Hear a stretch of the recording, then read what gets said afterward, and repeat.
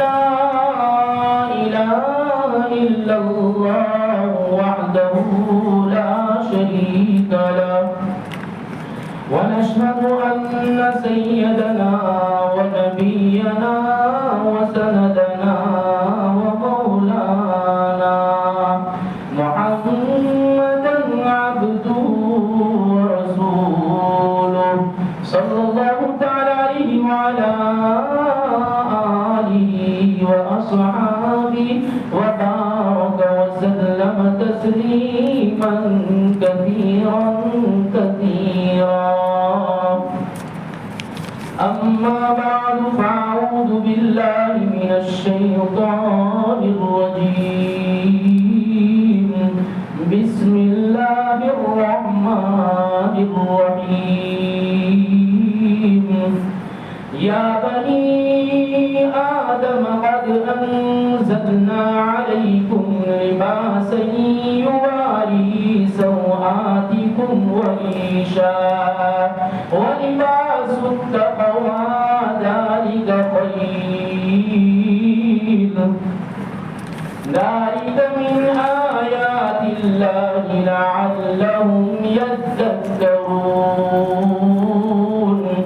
يا بني آدم لا يفتننكم الشيطان كما أخرج أبويكم من الجنة ينزع عنهما لباسهما ليريهما سوآتهما إنه يراكم هو وقبيله من حيث لا ترونهم إنا جعلنا الشياطين أولياء للذين لا يؤمنون. صدق الله العظيم. معزز سامعین کرام، سورہ اعراف کی تفسیر چل رہی ہے جس میں حضرت آدم اور حوا علیہم السلام کو جنت سے زمین کی طرف اتارا گیا. تو اب ان آیتوں میں ان چیزوں کا تذکرہ ہے کہ زمین پر آنے کے بعد زمین پر زندگی گزارنے کے لیے جن اشیاء کی جن چیزوں کی ضرورت پڑتی ہے اور ان ساری چیزوں کو مہیا کیا گیا. ضروریات زندگی کا انتظام کیا گیا. ان ساری ضروریات میں دین و دنیا کی ضروریات میں ایک اہم ترین ضرورت لباس ہے، کپڑے ہیں. اس کو اہم ترین ضروریات میں بیان فرمایا گیا ہے. اس لیے قرآن کریم نے انسانیت کے زمین پر آنے کے بعد سب سے پہلی چیز جس کا انتظام کیا گیا وہ لباس ہے، کپڑوں کا انتظام کیا گیا.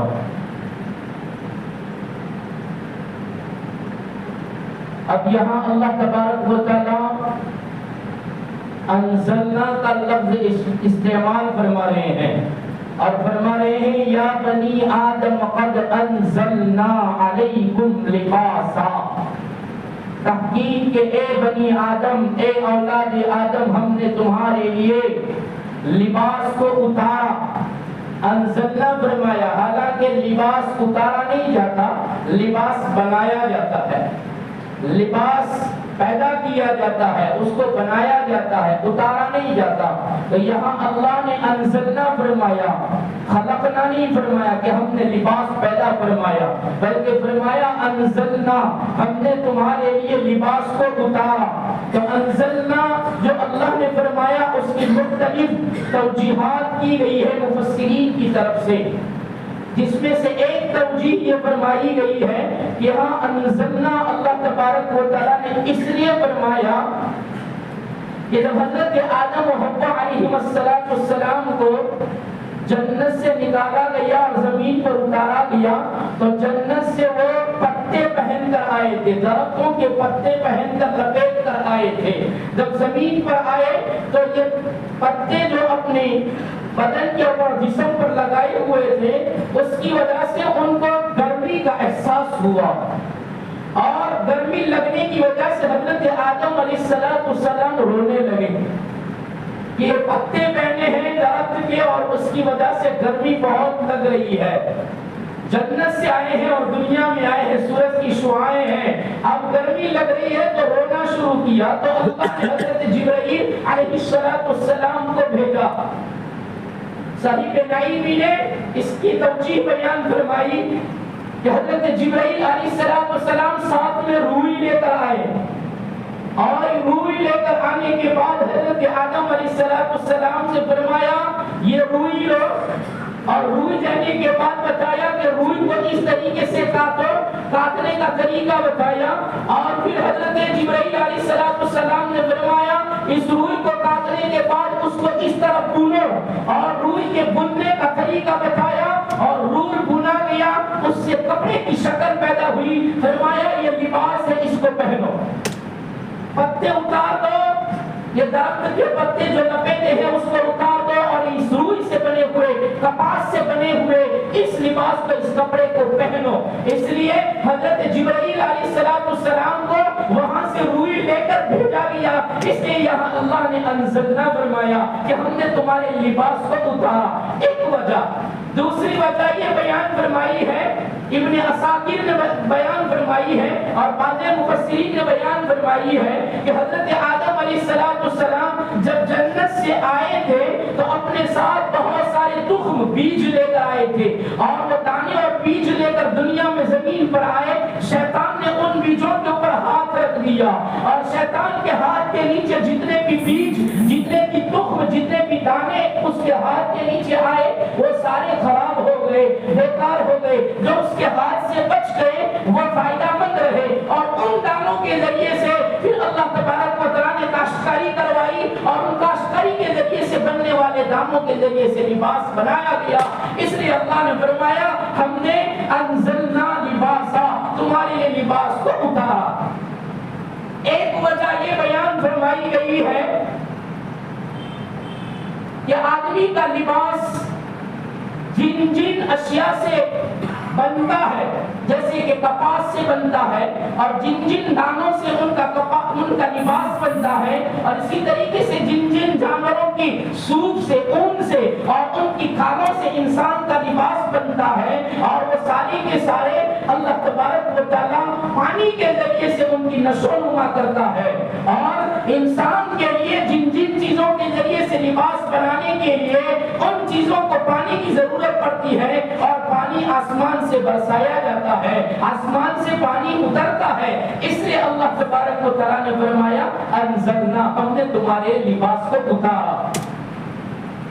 اور ایک وجہ یہ بیان فرمائی گئی ہے کہ اللہ تبارک و تعالیٰ نے لباس کے احکام اتارے، اور لباس کے احکام کے فلاں لباس حلال ہے، فلاں لباس حرام ہے، اتنا لباس فرض ہے، اتنا لباس سنت ہے، اتنا لباس مکروہ ہے، اتنا لباس ناجائز ہے.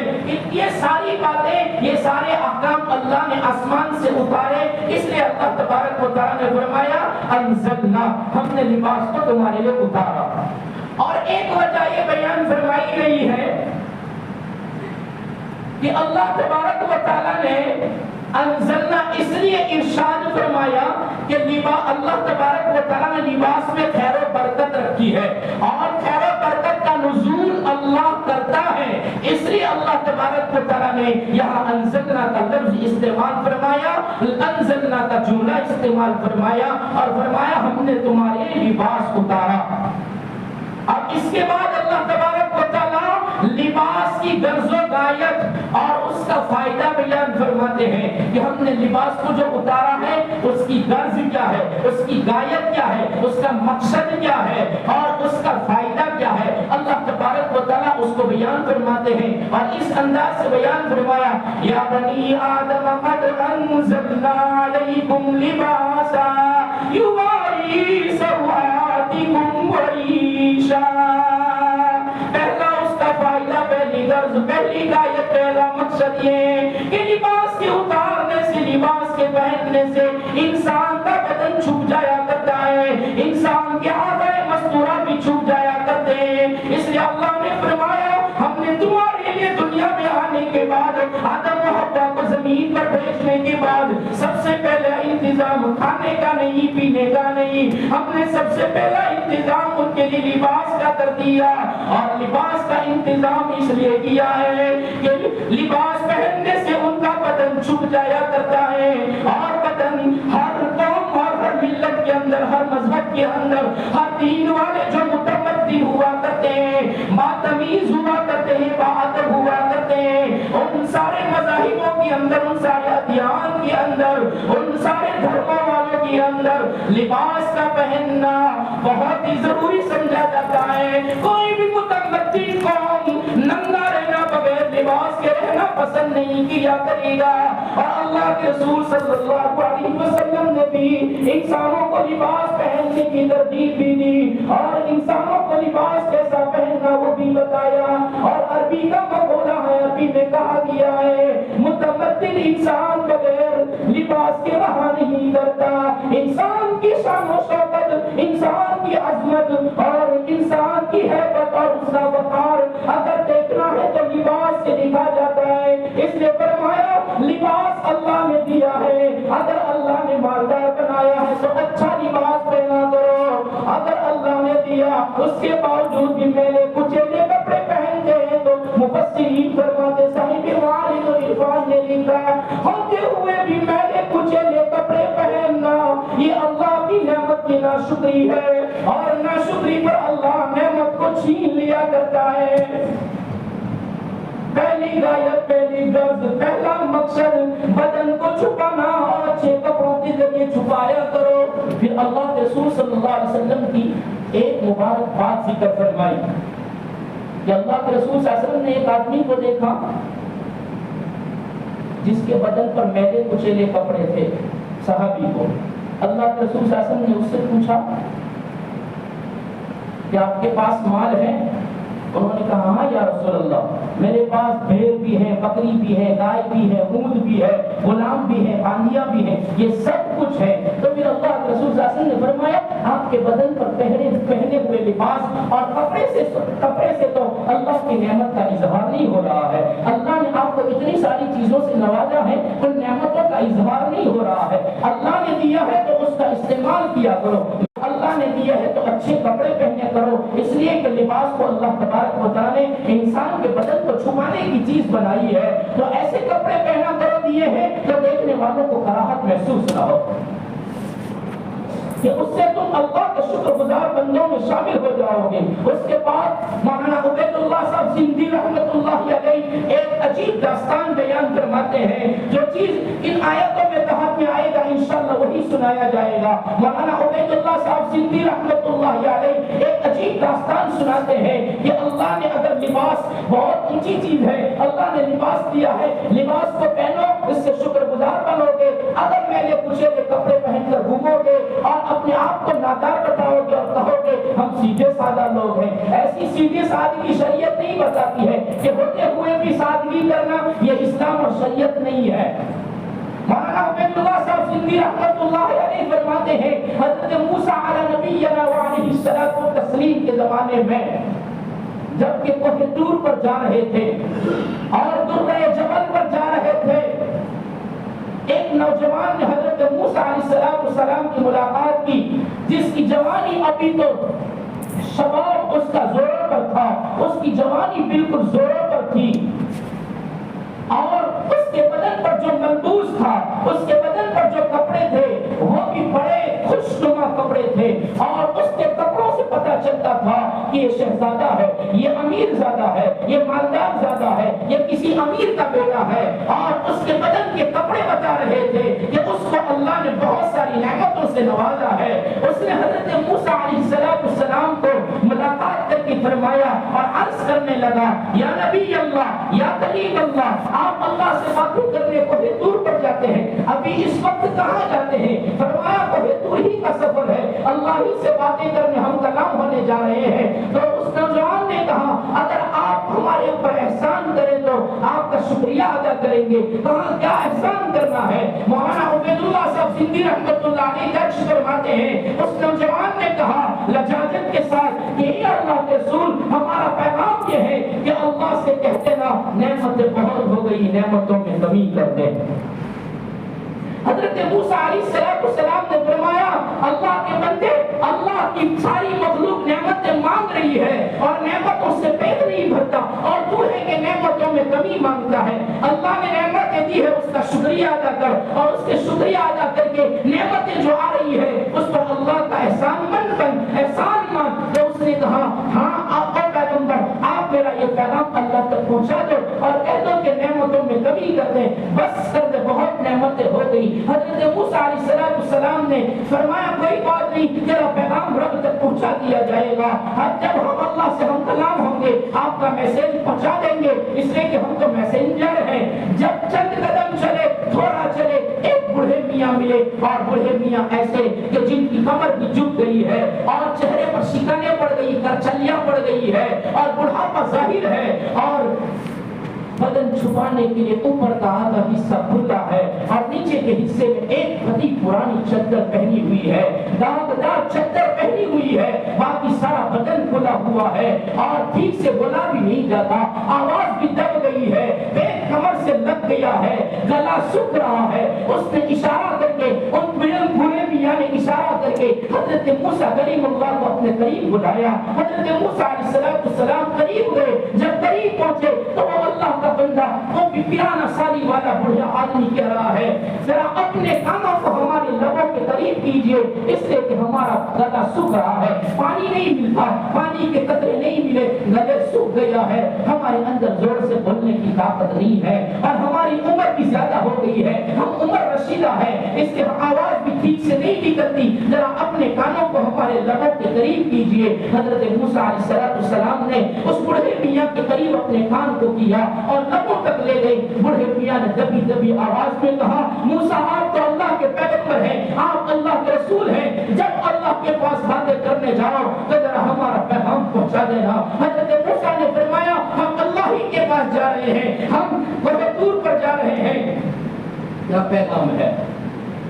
بڑھے میاں نے کہا ذرا کہتے نا دیکھو نا ہماری حالت سے آپ کو پتہ نہیں چلتا ہے ہمارے بدن کو چھپانے کے لیے لباس بھی نہیں ہے لباس جیسی عظیم چیز سے ہم محروم ہیں لباس جیسی عظمت والی نعمت سے ہم محروم ہیں. ہمارا آدھا بدن کھلا ہے آدھے بدن میں پھٹی پرانی داغدار چادر کو پہنا ہے ستر پوش بنایا ہے کھانے کے لیے دانا نہیں ہے پینے کے لیے پانی نہیں ہے پہننے کے لیے ملبوس نہیں ہے. اللہ کو کہہ دو ہمیں نعمتوں میں اضافہ کر دیں. حضرت موسیٰ علیہ السلام نے اپنی نگاہیں آسمان کی طرف اٹھائی اور آسمان کی طرف نگاہ اٹھا کر کہنے لگے الہی تیری قدرت کی کیا کرشمے اور تیری قدرت کی کیا کہنے. ایک بندہ جس کو جوانی بھی ملی ہوئی ہے اور جوانی میں بھی زوروں پر ہے اور اس کے بعد وہ بھی مضبوط ہے اور اس کے پاس لباس بھی ایسا کہ جس کو دیکھ کر پتا چل جائے کہ بڑا امیر زیادہ ہے بڑا مالدار ہے. الہی ایک کی زندگی قبر کے قریب پہنچ گئی اور اس میں چلنے کی بھی طاقت ٹھیک سے نہ رہی بولنے میں بھی الفاظ ٹوٹ جاتے ہیں ٹھیک سے بول بھی نہیں سکتا. اے اللہ کھانے کے لیے دانت بھی نہیں داڑے بھی نہیں اس آدمی کے لیے نہ کھانے کا انتظام نہ پانی کے قطروں کا انتظام نہ بدن کو چھپانے کے لیے لباس کا انتظام. الہی تیری قدرت کے کیا کرشمے. اللہ نے فرمایا او موسیٰ پہاڑ پر آ جانا ہم تجھے بتائیں گے. جبل طور پر گئے اور حبیب محبوب کی باتیں شروع ہو گئی اللہ اور پیغمبر کی باتیں شروع ہو گئی. رب سے کلام کرنے میں ایسے مست ہو گئے اور ایسے لگن کے ساتھ لگ گئے کہ پیغام ہی بھول گئے بندوں کا پیغام اللہ تک پہنچانا بھی بھول گئے. لیکن علیم بذات الصدور رب ہے رب تو دلوں کے خطرات کو بھی جانتا ہے دماغوں کے وہموں کو بھی جانتا ہے. رب نے فرمایا اور میرے قریب ابھی تو آسمان کی طرف نظر اٹھا کر تو تعجب کے انداز میں کہہ رہا تھا ایک جوان ایک بوڑھا ایک نعمت والا ایک نعمتوں سے خالی. ابھی تو یہ کہہ رہا تھا ہمارے بندوں کا پیغام تو بھول گیا ہمارے بندوں کا میسج تو بھول گیا. حضرت موسیٰ علیہ السلام فرمانے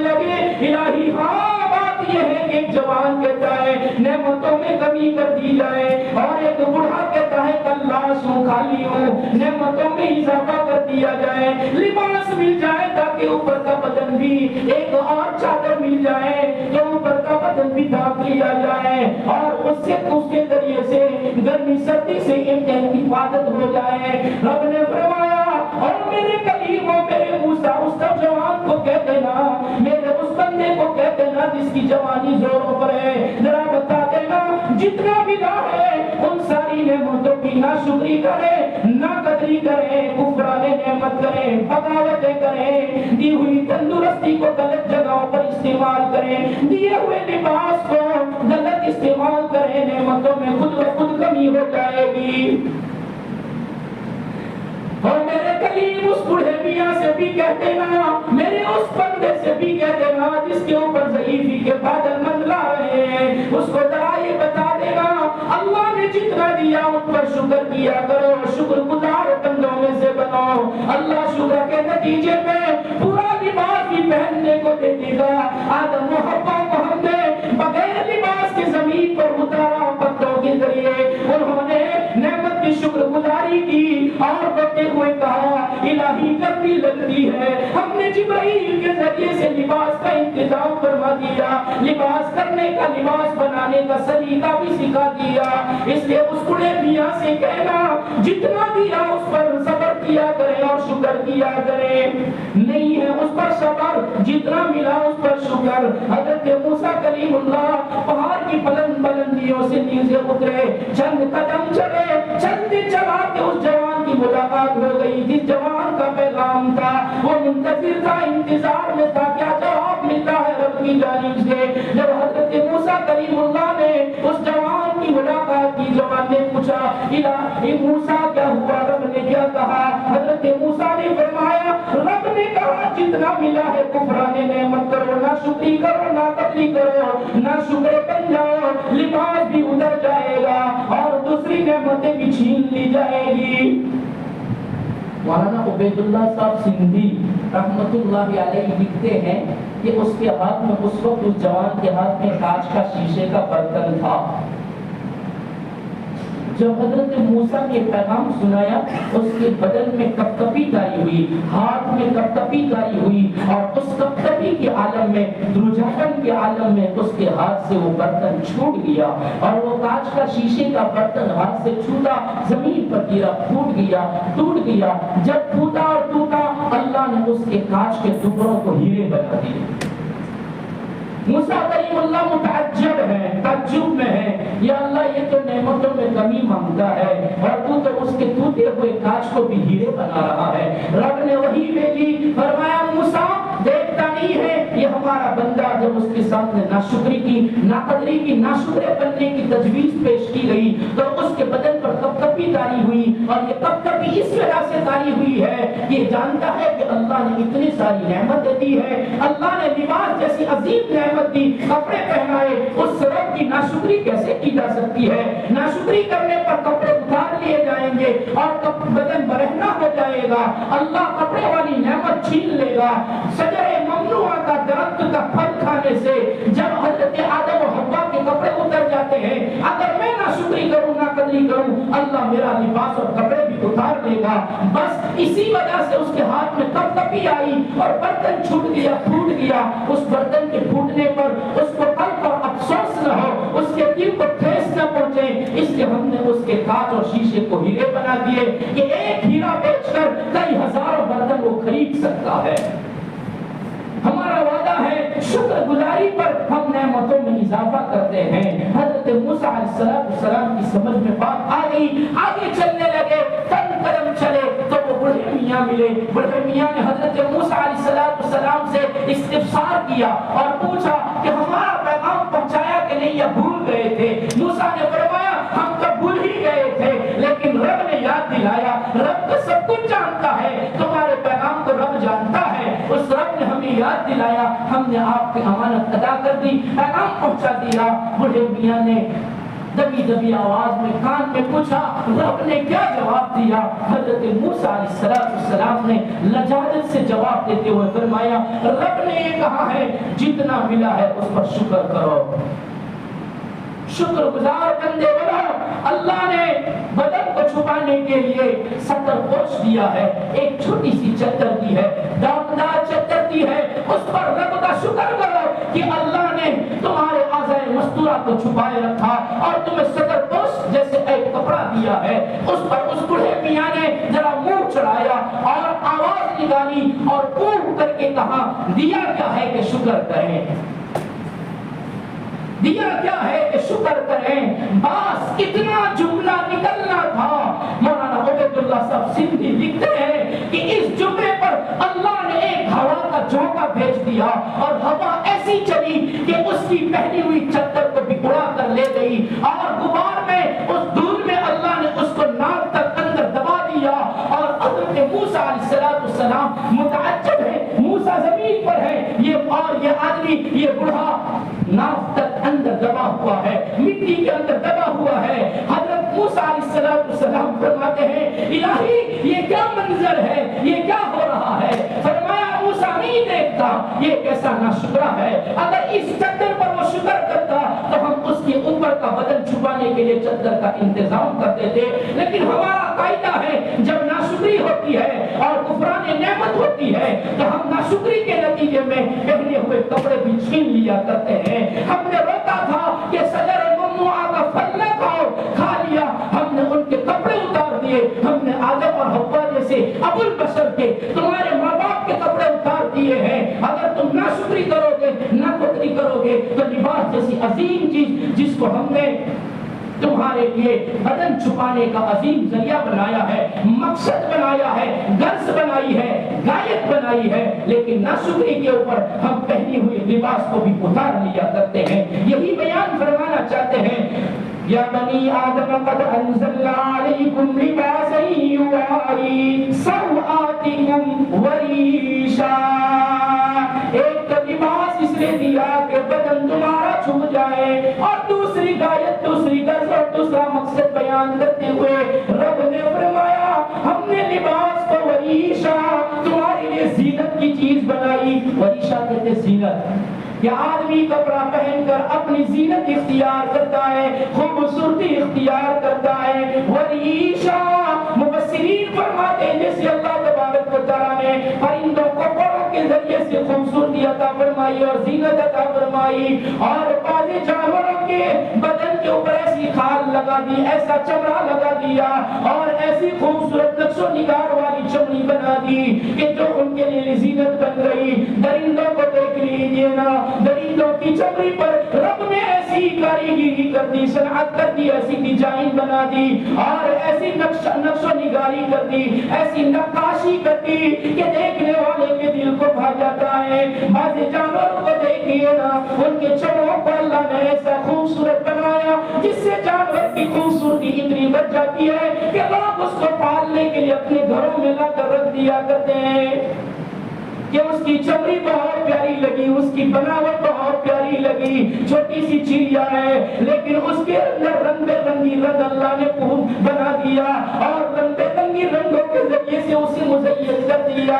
تو آدمی اس کو گھر لا کر پنجرے میں رکھتا ہے اور اپنی ذات سے زیادہ اس چڑیا کی فکر کرتا ہے اور اس کے دانے پانی کی فکر, اپنے کھانے پینے سے بھی زیادہ فکر کرتا ہے. کیوں؟ اس لیے کہ اس کی خوبصورتی اس کے پروں میں, اس کے اندر بنی ہوئی نقش و نگاری میں ہے.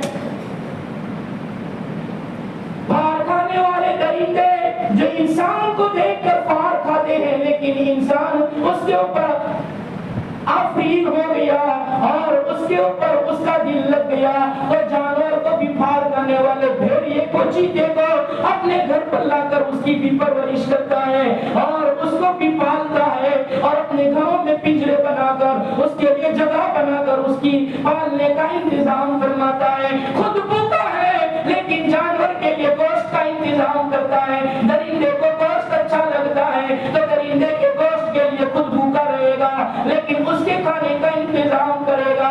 کیوں؟ اس لیے کہ اس کے اوپر وریشا اللہ نے ایسا خوبصورت چمڑا بنایا کہ انسان کے دل کو بھا گیا.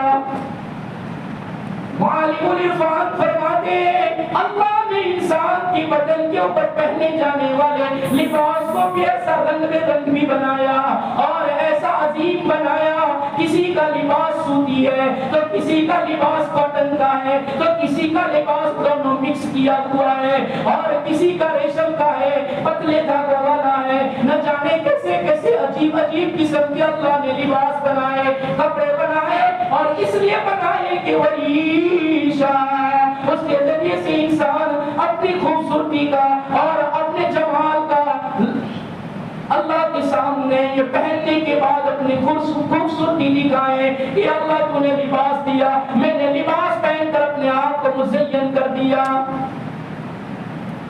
مسند احمد کی روایت ہے، حضرت علی رضی اللہ عنہ فرماتے ہیں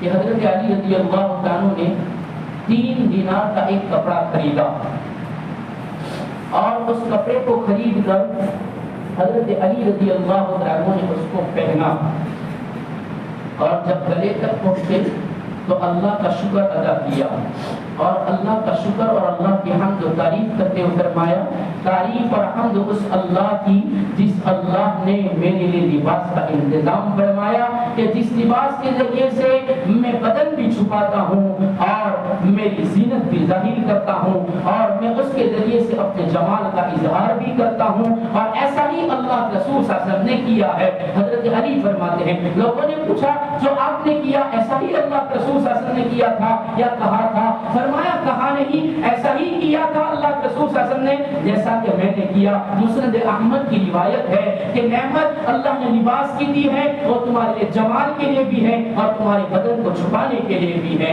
حضرت ابو امامہ رضی اللہ عنہ صاحب ابن کثیر فرماتے ہیں، تفسیر ابن کثیر میں لکھتے ہیں کہ ابو امامہ رضی اللہ عنہ نے جب اپنا پیراہن اپنا کپڑا پہنا اور جب گلے تک گیا تو گلے تک جانے کے بعد انہوں نے شکر ادا کیا، اور شکر ادا کرتے ہوئے فرمایا اللہ کا احسان ہے، اللہ کا شکر ہے کہ اللہ تبارک و تعالی نے کپڑے کے ذریعے سے میرے بدن کو بھی چھپایا، اور اللہ نے مجھے زینت بھی کپڑے کے ذریعے عطا فرمائی۔ اس کے بعد ابو امامہ رضی اللہ عنہ کہنے لگے کہ اللہ کے رسول صلی اللہ علیہ وسلم نے فرمایا تھا، ابو امامہ کہتے ہیں اللہ کے رسول صلی اللہ علیہ وسلم نے فرمایا تھا کہ جو آدمی لباس پہنے اور لباس پہننے کے بعد اللہ کا شکر ادا کرے اور کہے کہ اللہ کا شکر ہے کہ اللہ نے مجھے کپڑا بدن چھپانے کے لیے اور زینت کے لیے، میرے جمال کو دکھانے کے لیے اللہ نے مجھے کپڑے کی نعمت دی، جب وہ کپڑا اپنے بدن سے نکالے پرانا ہو جائے اور اس کو پہن کر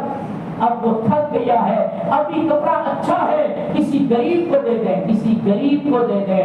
اللہ کے رسول صلی اللہ علیہ وسلم نے فرمایا تھا وہ آدمی اللہ کی ذمہ داری میں آ گیا، زندہ رہے تب بھی مر جائے تب بھی، کہ اس نے لباس کا حق ادا کیا، خود بھی پہنا، شکر ادا کیا اور دوسرے غریب کو بھی پہنایا۔ ہماری طرح نہیں کہ پھٹے نہیں وہاں تک اس کو نکالا نہ جائے اور کسی غریب کو دیا نہ جائے، بلکہ پہننے کے بعد اس کپڑے کو کسی غریب کو پہنائے۔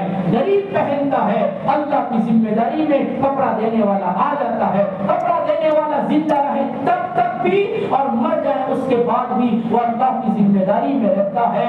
یہ روایت ابن کثیر نے درج کی ہے۔ بہرحال اللہ تبارک و تعالیٰ نے ہمیں لباس کی نعمت عطا فرمائی، جس کی غرض و غایت بیان فرمائی گئی کہ تمہارے لیے بدن کو چھپانا بھی ہے اور اس کے ذریعے سے تمہیں زینت بھی اختیار کرنی ہے۔ اس کے بعد اللہ تبارک و تعالیٰ آگے بیان فرما رہا ہے وَلِبَاسُ التَّقْوَىٰ ذَلِكَ خَيْرٌ، لباس تقویٰ یہ تمہارے لیے بہتر ہے۔ اب لباس تقویٰ کیا چیز ہے، تقوی کا لباس کیا چیز ہے، اس میں مفسرین نے چند تفسیریں فرمائی ہے۔ لباس تقویٰ، تقویٰ کا لباس وہ تمہارے لیے بہتر ہے۔ اب لباس تقویٰ کیا ہے تو اس کے بارے میں ایک روایت یہ ہے کہ لباس تقویٰ سے مراد جنگ کا لباس، لڑائی کا لباس، کہ جنگ کے وقت جو زرہ پہنی جاتی ہے، جو بختر پہنا جاتا ہے، اور زرہ اور بختر یہ لباس تقویٰ ہے۔ تو اس اعتبار سے لباس 3 قسم کے ہو گئے، ایک لباس بدن چھپانے کے لیے، ایک لباس زینت حاصل کرنے کے لیے، اور ایک لباس جنگ، لڑائی کے وقت پہننے کے لیے۔ تو یہ 3 قسم کے لباس ہیں، جس میں سے تیسرے قسم کے لباس کو تقویٰ والا لباس کہا، کہ صرف اور صرف دشمنوں کے مقابلے میں اللہ کے دین کی پھیلاؤ کے لیے، اعلاء کلمت اللہ کے لیے مجاہد، اللہ کے راستے میں نکلنے والا داعی، اللہ کے راستے میں نکلنے والا شہدائی، یہ پہن کر نکلتا ہے، غازی بن کر نکلتا ہے، اور کفاروں کو اور دشمنان اسلام کو بتا رہا ہے ہم نے ہمارے بدنوں پر زرہیں پہن لی اور یہ لباس ہم نے پہن لیا، ہم نے کپڑا والا لباس اتار کر، سوتی لباس اتار کر، کپاس والا لباس اتار کر، ہم نے حدید سے بنا ہوا، لوہے سے بنا ہوا لباس ہم نے پہن لیا، جس حدید کے بارے میں اللہ نے فرمایا وَأَنزَلْنَا الْحَدِيدَ، ہم نے لوہے کو اتارا، حالانکہ لوہا بھی اترتا نہیں ہے، لوہا تو زمین سے نکلا کرتا ہے، لیکن اللہ تبارک و تعالیٰ نے زمین سے نکلنے والے لوہے کے لیے بھی اللہ نے انزلنا کا لفظ استعمال فرمایا، اس لوہے کو پہن کر ہم تمہارے مقابلے میں آئے ہیں، ہمارا اللہ ہمارا نگہبان ہے، اور ہم نے ظاہری سبب میں لوہے کا سامان پہن لیا، بختر پہن لیا، اس لباس کو رب نے لباس تقویٰ فرمایا ہے، ذالک خیر، یہ بہتر لباس ہے جبکہ دشمنوں کے مقابلے میں پہن کر نکلا جاتا ہے۔ یہ ایک تفسیر فرمائی گئی ہے، اور ایک تفسیر یہ فرمائی گئی ہے کہ لباس تقویٰ سے مراد نیک اعمال ہے، نیک اعمال یہ دل کا لباس ہے، اس لیے اللہ نے لباس تقویٰ فرمایا کہ لباس تقویٰ نیک اعمال ہے، تم زندگی میں نیک اعمال کرتے ہو، تمہارے دل کو کپڑے پہناتے ہو، تمہارے دل کو لباس پہناتے ہو، اس لیے نیک اعمال کیا کرو تاکہ التقویٰ ہاں ہونا، تقویٰ یہاں ہوتا ہے، تمہارا دل بھی ہے اور دل کو بھی کپڑا پہنایا جاتا ہے، دل کو تم اعمال صالحہ کرو گے، اللہ تبارک و تعالیٰ تمہارے دل کو مستور کر دے گا، تمہارے دل کو لباس پہنا دے گا۔ اس لیے مفسرین فرماتے ہیں لباس تقویٰ سے مراد دل کا لباس ہے اور وہ نیک اعمال ہے، اور ایک تفسیر یہ کی گئی ہے لباس تقویٰ سے مراد جارا کپڑا ہے، موٹا کپڑا، جارا کپڑا جو متقیوں کا لباس ہوا کرتا ہے، متقی لوگ اس کو پہنا کرتے ہیں، اس لباس کو پہنا کرو، دنیا والے جو لباس پہنے اس کو نہیں، بلکہ متقی لوگ جس لباس کو پہنا کرتے ہیں اس لباس کو پہنو اور اس لباس کے ذریعے سے اپنے بدن کو چھپاؤ۔ یہ تیسری تفسیر ہے، اور ایک تفسیر یہ فرمائی گئی ہے اخلاق کا لباس، فرمایا کہ لباس التقویٰ ذالک خیر، اس سے مراد اخلاق کا لباس، اچھی اخلاق کا لباس پہناؤ، تم اپنے آپ کو اخلاق والا بناؤ، کیسے اخلاق والا بناؤ؟ تو فرمایا حضرت عمر ابن خطاب رضی اللہ عنہ کے پاس ایک آدمی شکایت لے کر آیا جس کی بیوی بہت بدزبان تھی، جس کی بیوی بہت زبان چلایا کرتی تھی، اور قانون ہے جو کمزور ہوتا ہے اس کی زبان زیادہ چلتی ہے اور جو قوی ہوتا ہے اس کے ہاتھ زیادہ چلتے ہیں، یہ قانون ہے کہ جو طاقتور ہوتا ہے اس کے ہاتھ چلتے ہیں اور جو کمزور ہوتا ہے اس کی زبان زیادہ چلتی ہے، عورت کمزور ہے اس لیے اس کی زبان زیادہ چلتی ہے، مرد قوی ہے اس لیے اس کے ہاتھ زیادہ چلتے ہیں، اور ہاتھ اور زبان دونوں چلتی ہے تو بنے ہوئے گھر بھی اجڑ جایا کرتے ہیں، بسے ہوئے گھروں میں ویرانگی آ جاتی ہے، اس سے فرمایا زبان پر کنٹرول رکھو، عورت کو کہا گیا زبان پر کنٹرول رکھو اور اخلاق پیدا کرو تاکہ تمہارے لیے لباس تقویٰ کا انتظام ہو جائے، اور فرمایا مرد کو ہاتھ کو روکے رکھو، ہاتھ سے ظلم نہ کرو عورت پر کہ جس کی وجہ سے عورت پر ظلم ہونے کی وجہ سے طلاق تک کی نوبت آ جائے اور تمہارے اخلاق کے بگڑنے سے تمہارا تقویٰ کا لباس بھی اتر جائے، اس سے فرمایا اخلاق اچھے پیدا کرو۔ حضرت عمر ابن خطاب رضی اللہ عنہ کے پاس ایک آدمی اپنی عورت کی شکایت لے کر آیا کہ عمر ایک جلالی ہے اور عمر سے شیطان بھی راستہ بدل دیتا ہے اور عمر بڑا جلال والا ہے، اس لیے مجھے انصاف ملے گا اور جب میرا فیصلہ کیا جائے گا ہم دونوں کے درمیان فیصلہ کن بات ہو جائے گی، اس نیت سے وہ اپنے گھر سے نکلا اور کاشا نے عمر پر پہنچا، حضرت عمر کے در پر پہنچا، دروازہ بند تھا، اندر سے عورت کی آواز بہت تیز چل رہی تھی، آواز کی زبان کے کڑوے لفظ اس نے سنے اور حضرت عمر کا خاموش رہنا اس نے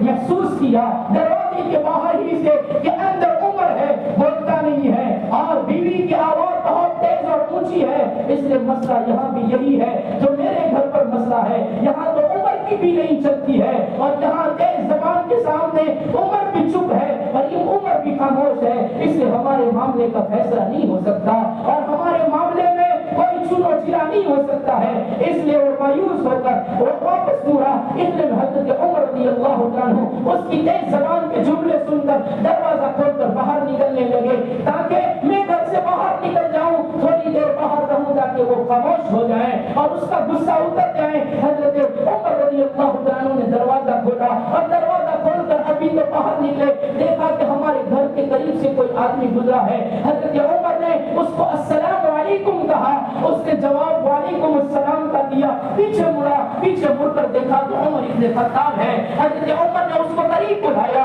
وہ قریب آیا۔ حضرت عمر رضی اللہ عنہ فرما رہے ہیں بھائی کیوں آئے تھے، کہاں آئے تھے؟ کہاں آپ ہی کے در پر آیا تھا، آپ ہی کی چوکھٹ پر آیا تھا اور انصاف کا ترازو قائم کروانے آیا تھا اور ہمیں ایک مصیبت سے چھٹکارا چاہیے تھا، اس کے بارے میں ہم آپ کے پاس فیصلہ کرانے آئے تھے، لیکن منظر وہی ہے جو ہمارا منظر ہے، ہمارے ساتھ جو ہو رہا ہے آپ کے ساتھ بھی وہی ہو رہا ہے۔ حضرت عمر نے فرمایا کیا تو نے ہماری عورت کی آواز سن لی؟ عورت کی آواز تو پردہ ہے، تو نے ہماری عورت کی آواز سن لی؟ وہ بہت تیز بول رہی تھی، بہت زور سے بول رہی تھی۔ چھوٹے چھوٹے گھر ہیں اور چھوٹے گھر کی آواز باہر جاتی ہے، بنگلوں کی آواز باہر جاتی ہے، تو یہ تو چھوٹا سا جھونپڑا ہے۔ ہاں عمر ہم نے آواز سنی، بہت تیز ہے اور آپ بالکل چپ تھے۔ حضرت عمر رضی اللہ عنہ نے ٹھنڈا سانس لیا اور ٹھنڈا سانس لے کر اس آدمی سے کہا آرام سے بیٹھو، اس کو آرام سے بٹھایا اور حضرت عمر رضی اللہ عنہ اس کو سمجھا رہے ہیں اور بتا رہے ہیں دیکھ میں بھی انسان، وہ بھی انسان، وہ بھی بشر، میں بھی بشر، وہ بھی ایمان والی، میں بھی ایمان والا، اس کے ساتھ بھی نفس ہے، میرے ساتھ بھی نفس ہے، اس کا بھی مزاج بنایا ہے، میرا بھی مزاج بنایا ہے۔ سن وہ میری باورچن ہے، وہ میری دھوبن ہے، یہ لفظ لکھے اندر مفسرین نے، میری دھوبن ہے، میرے کپڑے دھوتی ہے، میری باورچن ہے، وہ میرے لیے کھانا بناتی ہے، میرے گھر کی نوکرانی بن کر رکھتی ہے، میرے بچوں کو پالتی ہے، میرے بچوں کو پیدا کرتی، پیدا کر کے پالتی ہے۔ کتنے کام گناؤں، بہت سارے کام وہ کرتی ہے۔ میرا اخلاق یہ بنتا ہے، میرا لباس تقوی یہ بنتا ہے کہ اتنے احسان کرنے والی جب اس کے مزاج کے خلاف کام ہو جائے تو کبھی کبھی اس کی زبان بھی تیز ہو جاتی ہے۔ اس وقت میرے اخلاق مجھے بتا رہے ہیں کہ تو خاموش ہو جا اور اس کی بات سن لے تاکہ تیرے اخلاق ادا ہو جائے، تیرے لباس تقوی کی حفاظت ہو جائے۔ اور جب میں غصے ہو جاتا ہوں کبھی کبھی تو وہ خاموش ہو جاتی ہے اور وہ اپنے لباس تقوی کی حفاظت کرتی ہے۔ یہی لباس تقوی اللہ قرآن میں بیان فرماتا ہے وَلِبَاسُ التَّقْوَى ذَلِكَ خَيْرٌ، لباس تقوی یہ بہترین لباس ہے کہ اپنے اندر تقوی پیدا کرو۔ اور ایک تفسیر یہ پہ بیان فرمائی گئی ہے لباس تقوی سے مراد اللہ کا خوف، خشیت، یہ لباس تقوی ہے کہ اپنے اندر خشیت پیدا کرو، اللہ کا ڈر پیدا کرو اور اللہ کی خشیت کا لباس پہن لو، یہی لباس تقوی بہتر ہے۔ ذَلِكَ مِنْ آیَاتِ اللَّهِ، یہ لباس جو تم نے اپنے بدنوں پر زیبتن کیا ہے، اپنے کپڑوں کو پہنا ہے، اللہ فرماتا ہے ذَلِكَ مِنْ آیَاتِ اللَّهِ، یہ لباس بھی اللہ کی نشانیوں میں سے ہے، لَعَلَّهُمْ يَتَّقُونَ، اور اس سے نصیحت حاصل کرتے ہیں، کپڑے پہن کر نصیحت حاصل کرتے ہیں وہ لوگ جن کو اللہ نے نعمتیں دی ہے، ان نعمتوں کو دینے والے منعم کو پہچانتے ہیں۔ تو میرا آپ کا فرض بنتا ہے، اللہ نے اتنی ساری نعمتیں عطا فرمائی ہے، اللہ نے ہمیں ان ساری نعمتوں سے نوازا ہے اور لباس جیسی نعمت سے اللہ نے ہمیں نوازا، اس کا شکریہ ہے اور اس منعم کے انعام کا شکر ادا کرنا یہ ہے کہ ہم اللہ کے نام کے لیے اپنی جان مال کو لگانے والے بنے، اللہ کی راہ میں اللہ کے نام پر لگانے والے بنے۔ جب اللہ کے نام پر 40 دن جانے کی باری آئے، 4 مہینے کی آواز آئے یا سہروں کا 3 دن کی آواز لگے، ہم کہیں گے انشاءاللہ ہم اللہ کے نام پر اللہ کے دین کی محنت کے لیے راہ خدا میں اپنے آپ کو پیش کریں گے، ہماری جانیں بھی لگے گی، ہمارا مال بھی لگے گا۔ اللہ نے لباس دیا، اس لباس کو اس کی راہ میں پہنیں گے تو ماشاءاللہ اللہ کے فضل و کرم سے دو ہفتے ہوئے جب رمضان مبارک کے دونوں ہفتوں میں ہماری جماعت نکلی ہے، 3 دن کی جماعت نکلی ہے، اللہ کا بہت بڑا احسان، نہ مجھ سے نہ آپ سے کچھ ہوا ہے۔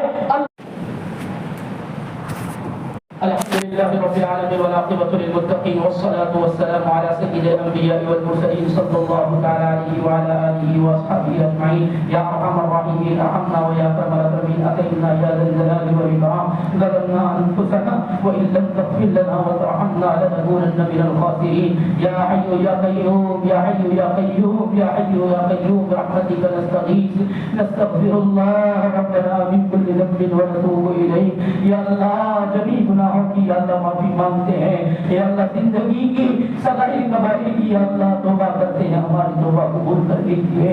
یا اللہ انک انت التواب الرحیم ہے, آپ توبہ قبول کرنے والے رحم کرنے والے ہیں. یا اللہ بڑے بڑے پاپیوں کو آپ نے معاف کیا ہے. 100 کا قاتل جب توبہ کی نیت کر کے نکلتا ہے, ابھی تو ان 5 لوگوں کی بستی میں نہیں پہنچا, نیک لوگوں کی بستی میں نہیں پہنچا, ابھی تو توبہ کی نیت کر کے نکلا ہے. بیچ راستے میں انتقال ہو جاتا ہے, بیچ راستے میں ملک الموت آ جاتے ہیں, زندگی کا دھاگا ٹوٹ جاتا ہے. اے اللہ جنت اور جہنم کے فرشتوں کے درمیان منازعہ ہو رہا ہے. جہنم کے فرشتے کہتے ہیں یہ گنہگار تھا, جنتی کہتے ہیں یہ توبہ کی نیت کر کے نکلا ہے. یا اللہ زمین کے ناپنے پر آپ نے جنت والی زمین کو کم کر دیا اور جنت کا فیصلہ کر دیا. جنت والے فرشتے کہتے ہیں آپ کتنے رحیم ہیں مولا, صرف نیت کر کے نکلنے والے کو آپ جنت تک پہنچا دیتے ہیں. یا اللہ مبارک دنوں میں, عصر کے بعد کے وقت میں, روزے کی حالت میں, یا اللہ سوکھے گلوں میں, بھوکے پیٹوں کے ساتھ, یا اللہ مغفرت کی عشر میں گناہوں کی مغفرت کے طالب بن کر آئے ہیں. مغفرت کر دیجئے, معاف کر دیجئے, معاف کر دیجئے, معاف کر دیجئے.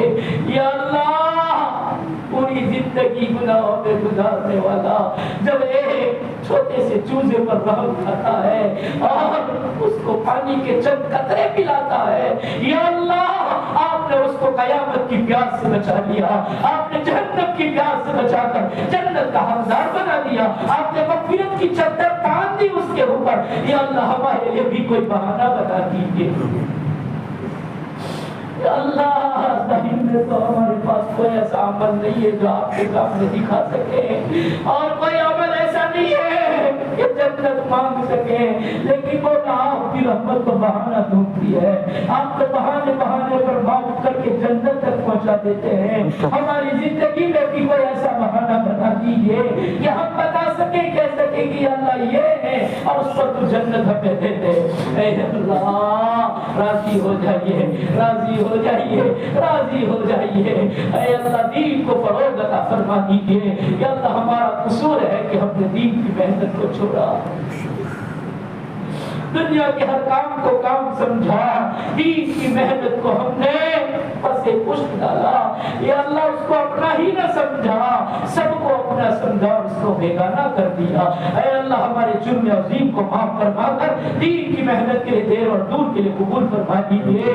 یا اللہ آپ کے دین کو فروغ عطا فرما دیجیے. اے اللہ پوری دنیا میں ہدایتوں کی ہوائیں عام اور دام فرما دیجیے.